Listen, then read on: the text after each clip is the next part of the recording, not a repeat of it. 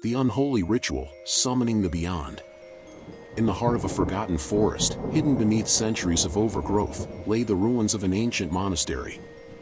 Locals avoided the area, whispering of sinister rituals and shadowy figures seen wandering among the crumbling stone walls.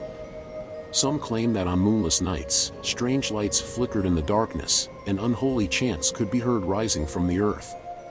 One fateful evening, a group of thrill-seekers led by a skeptic named Marcus ventured into the forest. Driven by a mix of bravado and disbelief, they sought the truth behind the legends of the monastery. Armed with flashlights and a weathered map, they pushed through the dense underbrush until they reached the ruins. The air grew colder as they approached, a faint metallic tang lingering in their throats. Among the crumbled walls and moss-covered stones, they found a large, circular chamber. At its center, a strange symbol had been carved into the floor, its grooves stained dark as though with ancient blood. Around the edges of the chamber, shards of broken pottery and rusted chains lay scattered, relics of a grim past. "This must have been where the monks performed their rituals," Marcus said, his voice steady despite the oppressive atmosphere. "It's just old superstition. Nothing to be scared of." As the others explored, one of them, Claire, found an old, leather-bound tome buried beneath a pile of rubble. The pages were brittle, covered in faded symbols and cryptic Latin text.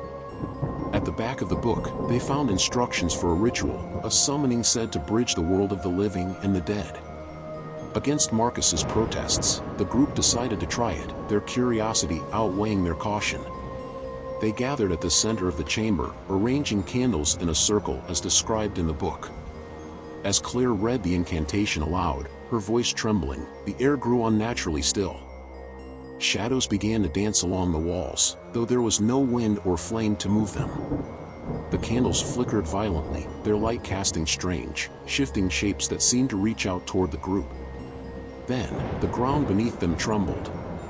A deep, guttural sound, neither human nor animal, echoed from below. The symbol carved into the floor began to glow, emitting an eerie red light that pulsed like a heartbeat. Marcus stepped back, his earlier confidence replaced by dread. "We need to stop this," he shouted, but the others were transfixed, their faces pale and their eyes wide. A sudden, deafening roar split the air as a figure began to emerge from the glowing symbol. Its form was dark and indistinct, shifting like smoke, but its presence was suffocating. It had no eyes, yet its gaze bore into their souls. A voice, cold and commanding, resonated through the chamber. "You dare summon the beyond?" The group froze in terror as the figure extended shadowy tendrils toward them. Claire screamed as the tome flew from her hands, its pages turning wildly before bursting into flame. The candles extinguished, plunging the chamber into darkness save for the crimson glow of the symbol. Desperate, Marcus grabbed one of the broken pottery shards and slashed through the glowing symbol, disrupting its lines. The figure let out an unearthly shriek, its tendrils recoiling. The ground shook violently as the light faded, and the figure dissolved into the shadows, leaving only the echo of its rage. The group scrambled out of the ruins, the oppressive air giving way to the cold night breeze. As they emerged from the forest, the silence was deafening. No one spoke of what had happened, but the terror in their eyes told the story. Though they had survived, the ritual had left its mark. Strange dreams haunted them, whispers of the beyond echoing in their minds. And deep in the ruins of the monastery, the symbol remained etched into the stone, waiting for the next foolish souls to awaken the darkness that slumbered beneath. If you liked it, please leave a like and or subscribe. Thank you.